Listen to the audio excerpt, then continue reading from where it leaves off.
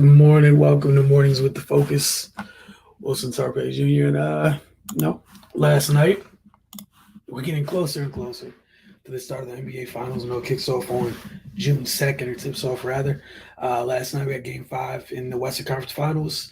Golden State went into Game 5 leading 3-1. Dallas had just got on the board by staving off elimination in Game 4 at home. I want to say wasn't really shocked here. Was the Warriors advanced to the NBA Finals for their sixth time in 8 years by taking Game 5 last night, 120-110 last night in the Bay. Typically known for slow starts in this series, it was the Warriors who came out sharp in opening quarter. They followed up with a huge second quarter to take a big lead into the half. They got out quick in the first quarter.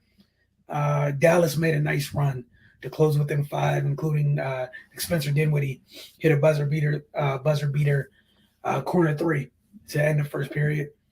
Then Golden State really started rolling in the second quarter. They put up 41 points in that period. But going to the half, huge lead. They pushed the lead up to 20, a little bit more than 20 at a time. But I have to credit the Mavs for not going out quietly.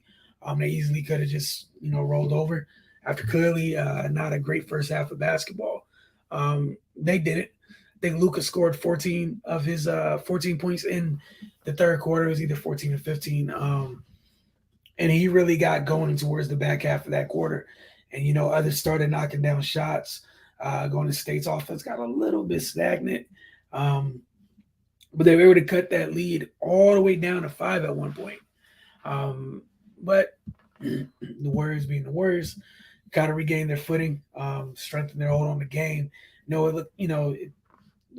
Final score, they only won by 10, but after they cut it to 5 and Golden State immediately responded with the surge of their own, you never really felt like the Mavs were going to be able to get it done.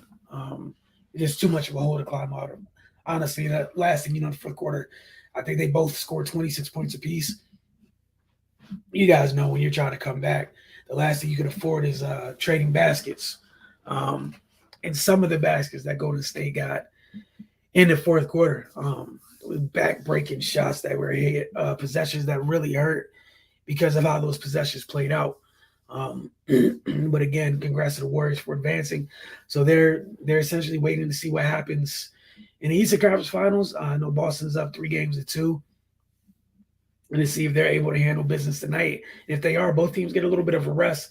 So again, the finals don't start until June 2nd. If Boston's not able to get it done tonight, and Miami staves off elimination, making way for a Game 7 in the Eastern Conference Finals, we're gonna have to wait a couple more days to see how that plays out. But back to this one, Luka finished with 28 points, 9 rebounds, and 6 assists. Get this up here real quick. Sorry. 28 points, 9 rebounds, 6 assists. Rebounding from a poor first half with a strong second half, as I mentioned a little earlier. Spencer Dinwiddie, he showed up yet again. Had another big game off the bench with 26 points, 7 of 12 shooting. He knocked down 5 triples. Dorian Finney-Smith added 13, and Jalen Brunson finished with 10. As for Golden State, they had all 5 starters finished in double figures. And Jordan Poole added 16 off the bench. Klay Thompson had 32 last night. He knocked down 8 threes in the process. After the game, post-game conversation with Ernie Johnson, Klay felt like he left a couple shots on the table. Felt he should have finished last night's game with 10 threes, in true Klay fashion, making a statement like that.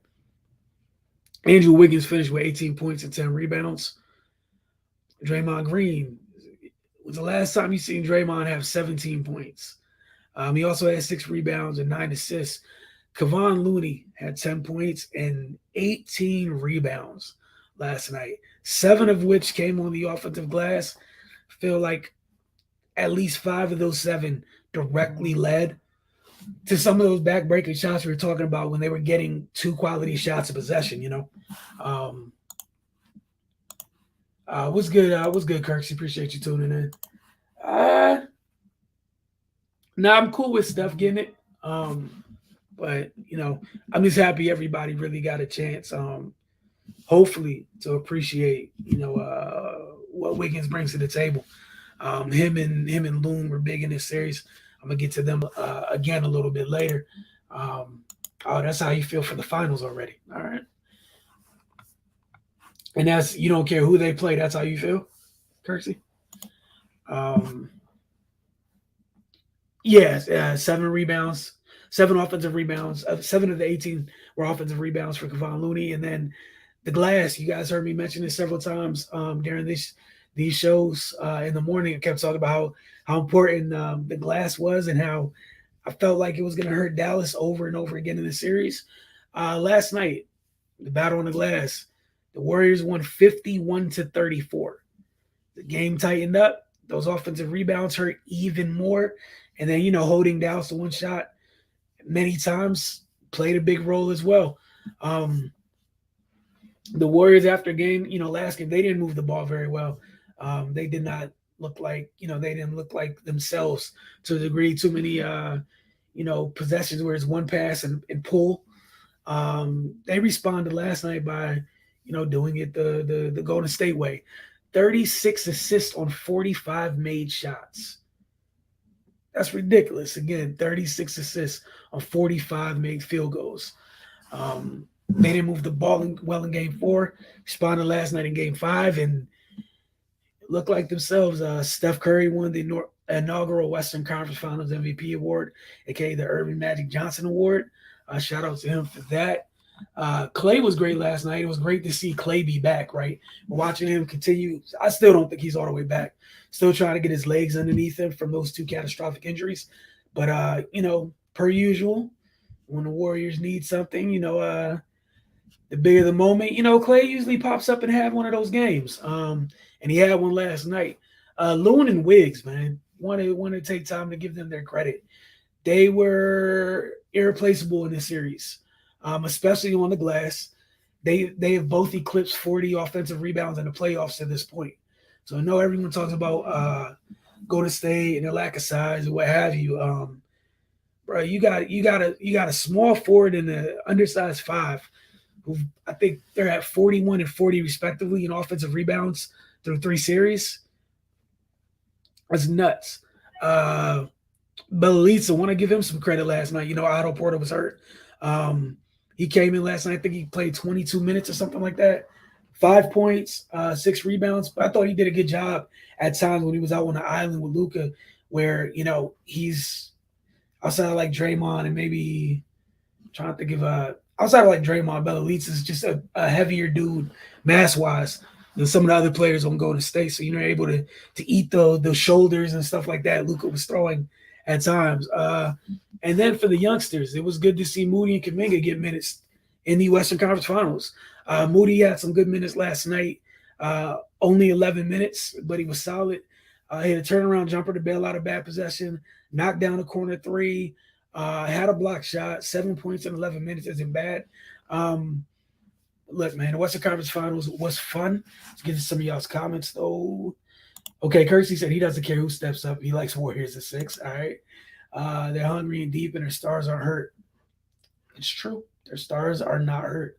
They've made it through to this point with all of them in one piece, which is huge because really the only thing that keeps them from getting here in the past has been folks not being all in one piece.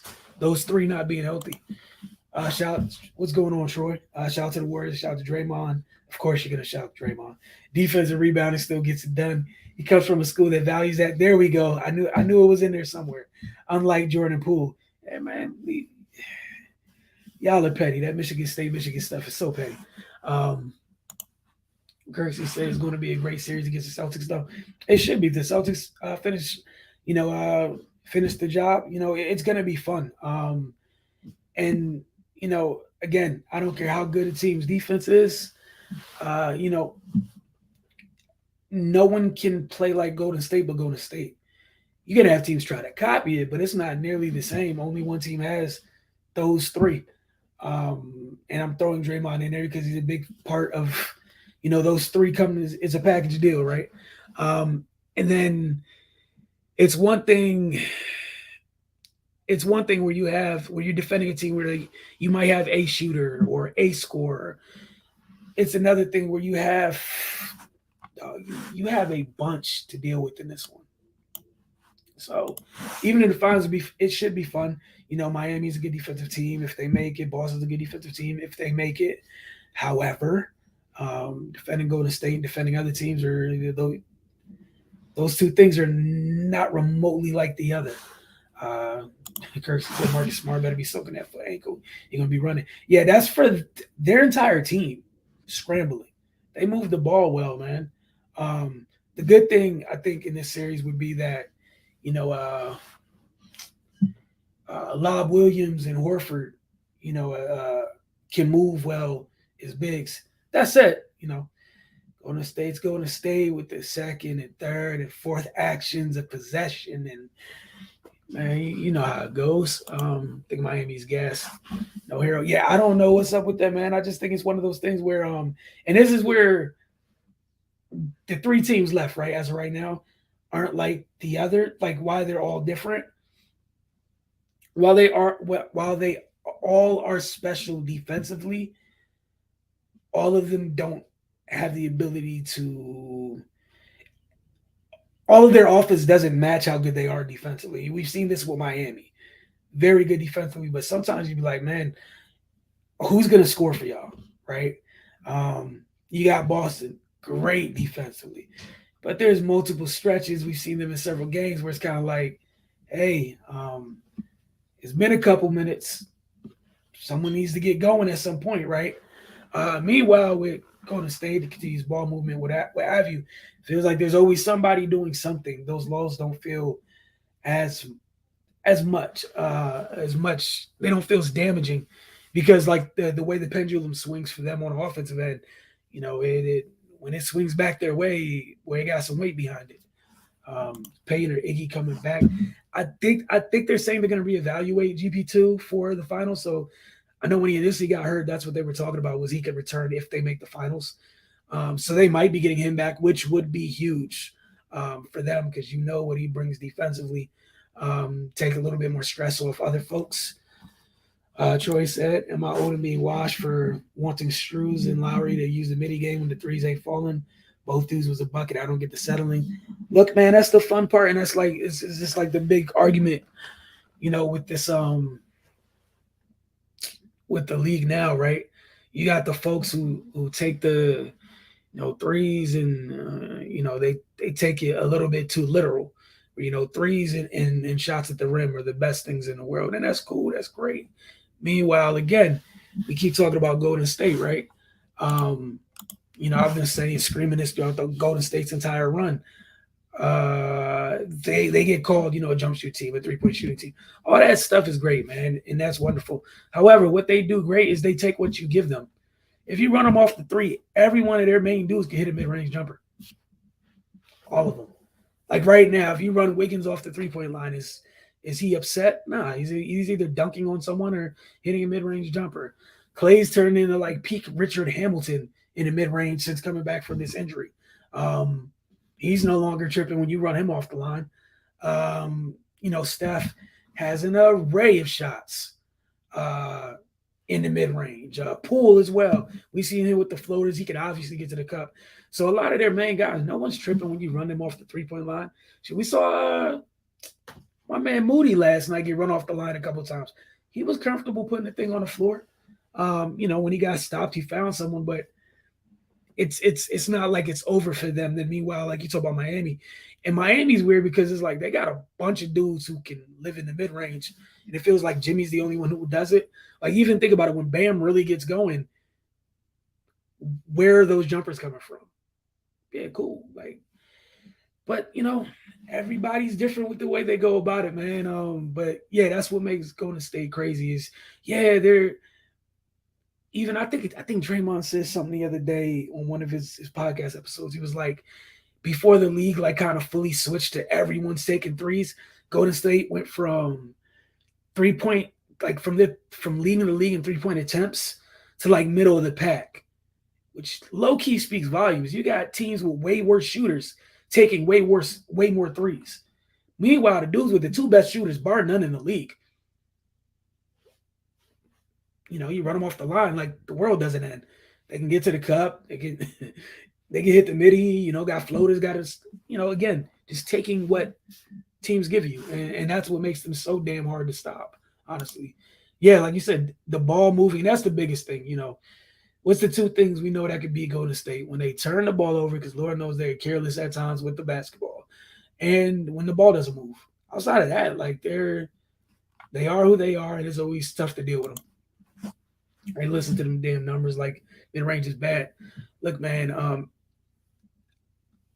don't think there's anything wrong with analytics, me personally, right?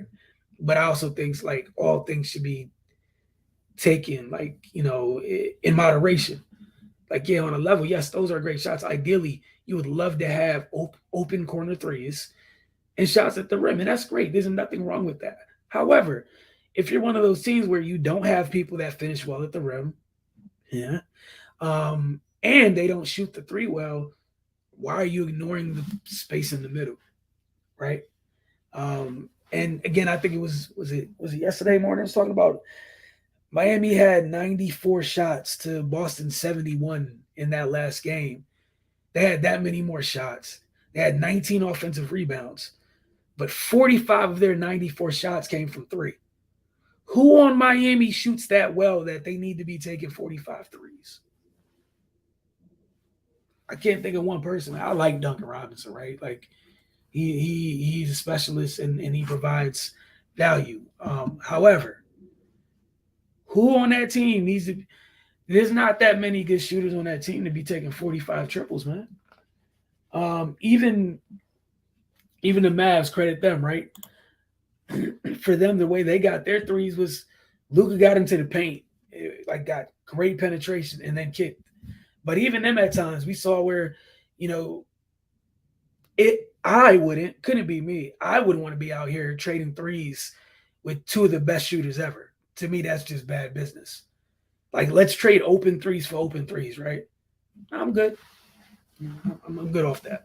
I will politely decline that. I think that's not a good idea. But yeah, we got Miami Boston tonight, so that can end tonight in Game 6, or there will be a Game 7. We'll see how that goes. Obviously, if the Game 7 occurs, it'll be during this weekend. So we hope that you guys enjoy it, and then we'll get back up with you guys Monday morning. Give you guys a couple more chances, either Troy or Kirksey, anybody else that has any other comments to get them in before we close out. So give you guys a moment, but yeah, man, I'm definitely happy for Clay to see him back. And then like the narrative, I know I mentioned this, I think on the Focus this week. He's watching the narrative change from Luka and Dallas is too much for Golden State to the typical thing when Golden State beats somebody, Team X didn't have enough help or so and so was injured and all this other stuff, man. I just need at one point folks to just put the respect on, give those guys the respect that they deserve, and that's that. I'm not saying they're definitively going to win the finals. I'm just saying, like, just give them their respect. We know the reason they weren't here the last 2 years. Some like catastrophic type stuff happened to a member of their big three, and that's what it took. And even then, I want to give them credit for in those 2 bad years. Look at what they came up with. Their depth is apparent, and they're still missing a big member of their depth, right? Like we got to see Kuminga, we've seen Moody during this. We watched Poole grow up. Everyone was mad they didn't go out and get a center and all this other stuff. Around the trade deadline, like, oh man, trade one of the youngsters, go get a 5. It looks like they're going to be patient and wait for the 5 that they selected. I think number 2 overall to get healthy. All right, Kirsty, that's how you feel. You say Boston by 15 tonight. All right, keep that in mind as I'm watching. Rolling with Spoon Heat tonight. I might be off the orange juice. Hero Oladipo, bam, get it done. Yeah, man, we'll see. And shout out to Victor Oladipo. We are giving Clay love for coming back from his injuries. It's good to see Vic back. And obviously he's not fully 100% himself because, it was a couple tough injuries for him as well. But it's good to see some folks get back to being themselves because, while they were gone, how people are today, typically kind of forget who they are and what they bring in. Vic has helped, man. Could you imagine where Miami would be right now without the services of Vic coming off the bench with Kyle in and out the lineup and Other folks, it's same thing with Hero being in and out the lineup. But we'll see. Yeah, that's why I can't. For me, Troy, I'm kind of with you. I can't. I picked Boston. I think I had Boston advancing out the series. Ahead of the series. But yeah, I don't really. Suppose one of those guys like he forever has my respect and has had my respect for a while. It's hard to beat Spo coach teams twice. So I mean, we'll see. But you know, it's on Boston to get this done tonight. Respect to the Warriors, I was a little worried about them guarding the three-headed guard monster for Dallas, but they have no problem. Yeah, I really wasn't worried about it too much. Just because Luka's the only one of them three that's like super special to deal with. And like even Spence getting off, like to a degree you could live with it if he's getting his, because Spence is another like Spence, all Spence's buckets aren't catch and shoot. It's a whole oh man. When Luka's out the game is similar to where Spencer's usually the one on the court that has the ball in his hands a little bit more and getting into his size up and things like that before getting into his shot. Where with the other guy like Bullock and Finney Smith, it's strictly just catch and shoot, right? It's just closing out. And the other thing we saw was there's a reason Golden State hasn't got the respect they deserve during this postseason about the level of their defense, but yeah, them kind of not having that quote unquote true big allows them to scramble and cover so much freaking ground.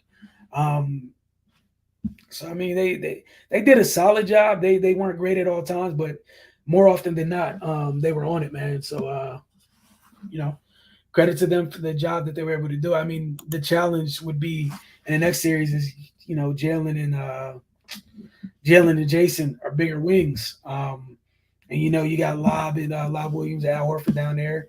But then, on the other end, Kavan and Dre been playing, quote unquote, against bigger bigs this since each of them have been there. This whole run, like this isn't new. They're used to it. Like no disrespect to anybody on Boston, but none of them are Jokic. None of them can do what the damage that Joker did, and that's something where you just gotta man holding off for dear life. Like he was in whatever he wanted to them. But we'll see, man. Again, Boston got to take care of business tonight before we get too far ahead of ourselves. The good thing is by Monday, I believe, we'll know what's happening. So Monday we can sit here and talk about the finals at length, leading up to it. All right, what you got? Short last thing for me. Wiz is going to have a deep look at some things. Dinwiddie, Otto, and Bertans had their moments of big games while players have more success when they leave. All right, look, I'm going to say something that's probably not too nice with the Wizards, and I apologize. I'm going to try to say it the nicest way possible. Oh, man. All right. Every one of those guys you mentioned, right, as it pertains to this year, right,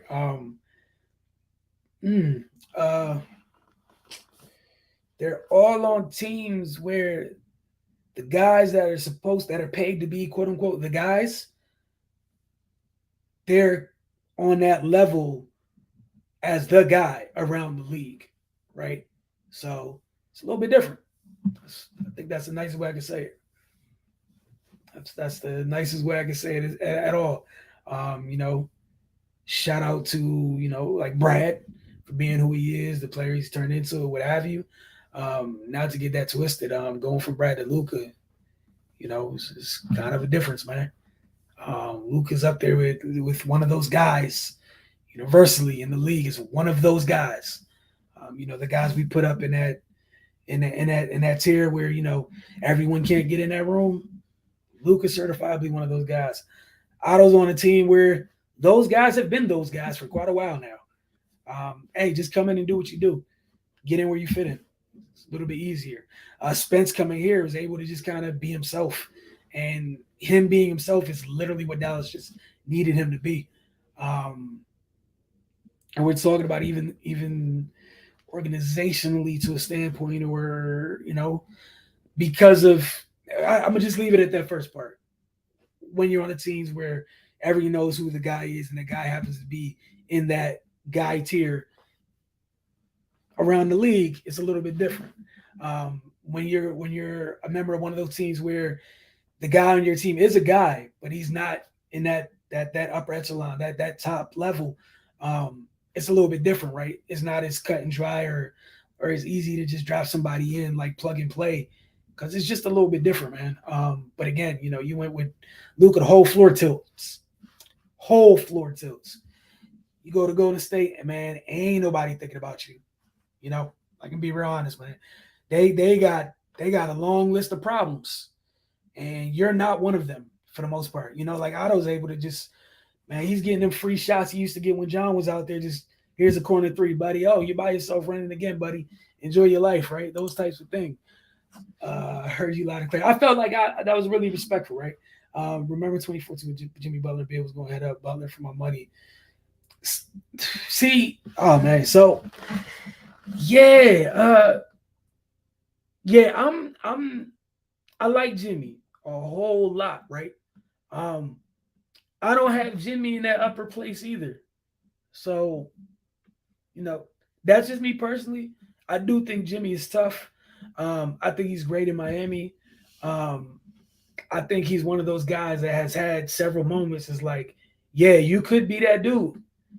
However, there's also been some moments where you're like, that dude doesn't have stinkers like that. So, for me, like Jimmy's kind of like in that Brad tier for me. He might be at like a little bit higher in that tier, what have you, but like, yeah, I don't have Jimmy. Like I know some people like, oh, Jimmy's superstar. Now I'm really specific about who I hand that out to, and I'm not there with Jimmy yet. I'm sorry. I don't know if I ever will be, but that's just me personally. And there's nothing wrong with like, if everyone can't be like everyone can't be a freaking superstar, man. There's nothing wrong with that. However, if you're not, that's on the organization to understand that and get it that like, all right, cool. We might not have that singular guy that makes everything easier. Cool. Let's get a couple more of these types of dudes and let's go to war. Chicago's like that, honestly.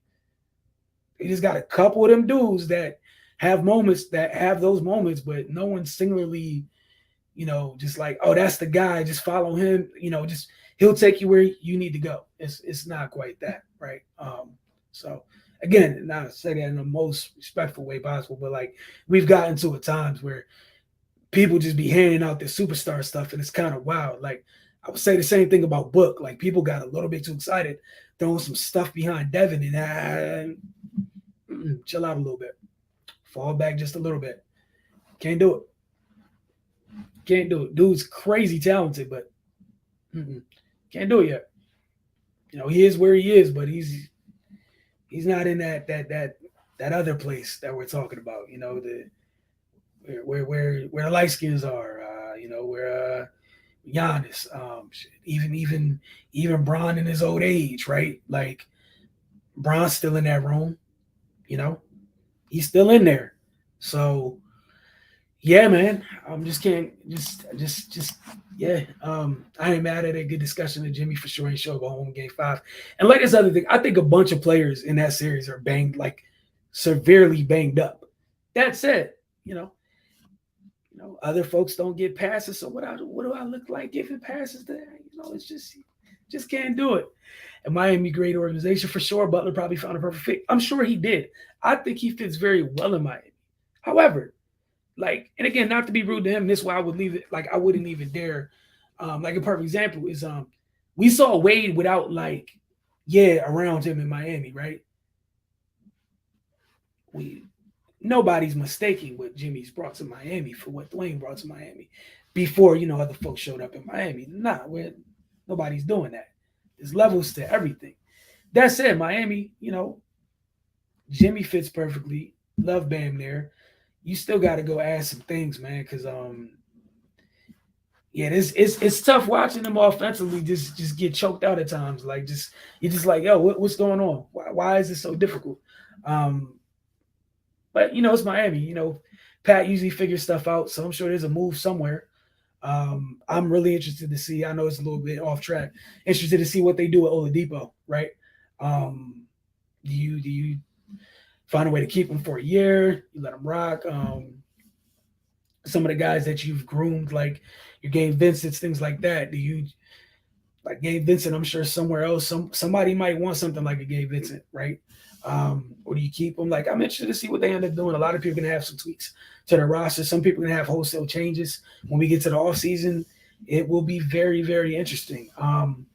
Or you have some teams where you might do what Boston did to a degree, where you didn't change anything up too much. You just changed the voice.